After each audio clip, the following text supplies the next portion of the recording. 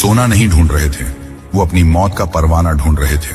अब काजी साहब को समझ आ गया था कि दिलावर ने डायरी में आखिरी चोरी जो मैंने नहीं की क्यों लिखा था। उस पर गद्दारी का इल्जाम लगाया गया होगा ताकि उसे पकड़कर मारा जा सके, जबकि उसने असल में गद्दारों का पर्दाफाश करने वाला सबूत चुराया था। अब हमें और भी ज्यादा एहतियात बरतनी होगी, काजी साहब ने संदूक को अपनी चोंगे के अंदर छुपाते हुए कहा। अगर वजीर को पता चल गया कि यह सबूत मेरे पास है तो वो हम दोनों को खत्म कर देगा। इस राज को अभी राज ही रहने दो, पहले हम करीम मोची का काम निपटाते हैं। दुआ करो कि अल्लाह हमारी हिफाजत करे। काजी साहब और जैनब तहखाने से बाहर निकले और सावधानी से दरवाजा बंद कर दिया। काजी साहब ने जैनब को ताकीद की कि वो घर के अंदर ही रहे और किसी के लिए दरवाजा न खोले। काजी साहब वहां से सीधे शहर के गरीब इलाके की तरफ चल पड़े। उनका दिमाग तेजी से काम कर रहा था। एक तरफ एक चोर की बेटी की जिम्मेदारी थी और दूसरी तरफ पूरी सल्तनत की सुरक्षा का सवाल था। वो सोचते हुए करीम मोची की झोपड़ी के पास पहुंचे। करीम अपनी झोपड़ी के बाहर उदास बैठा पुराने जूते टांग रहा था। उसकी हालत देखकर ही पता चलता था कि गरीबी और गम ने उसे तोड़ दिया है। काजी साहब ने पास जाकर सलाम किया। वालेकुम अस्सलाम, करीम ने कमजोर आवाज में जवाब दिया। काजी साहब, आप यहाँ गरीब खाने पर? काजी साहब उसके पास बैठ गए और वो थैली निकालकर उसके सामने रख दी। करीम भाई, अल्लाह बड़ा मेहरबान है। मुझे किसी के जरिए पता चला है कि तुम्हारा कुछ नुकसान हुआ था। ये वो रकम है जो तुम्हारी चोरी हुई थी। इसे अल्लाह की तरफ से अमानत समझकर रख लो। करीम ने कांपते हाथों से थैली खोली और सोने के सिक्के देखकर उसकी चीख निकल गई। वो काजी साहब के पैरों में गिर पड़ा। काजी साहब, आपने मुझे नई जिंदगी दे दी। मेरी बेटी की शादी अब हो सकेगी। अल्लाह आपको दोनों जहां की खुशियां दे। काजी साहब ने उसे उठाया और गले लगाया।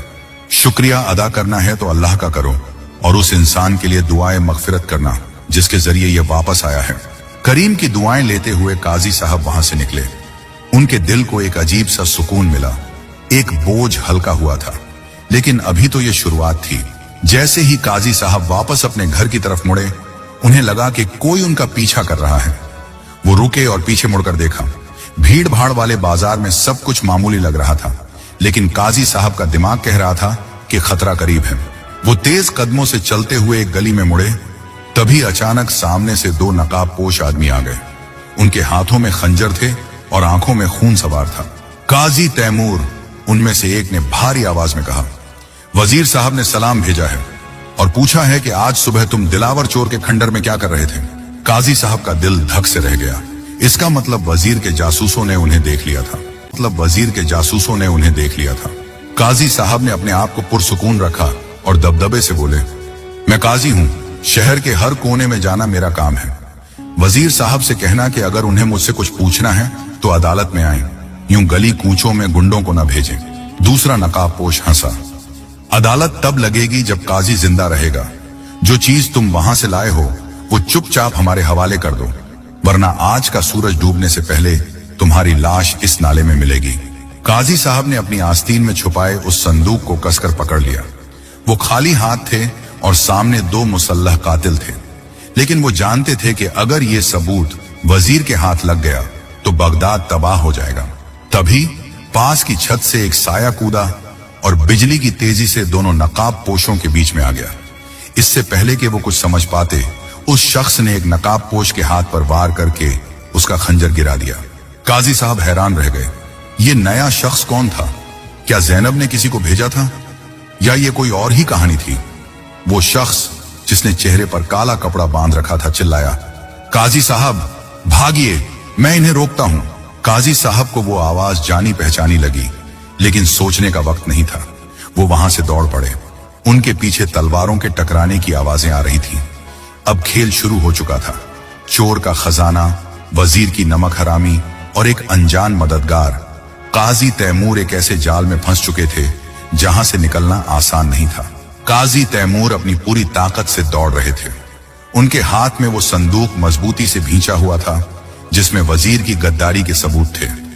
उनके पीछे तलवारों के टकराने की आवाजें अब धीमी हो चुकी थीं, जिसका मतलब था कि वो अनजान मददगार उन गुंडों को रोकने में कामयाब हो गया था। काजी साहब हांफते हुए एक पुरानी मस्जिद के चबूतरे पर रुके और सांस लेने की कोशिश करने लगे।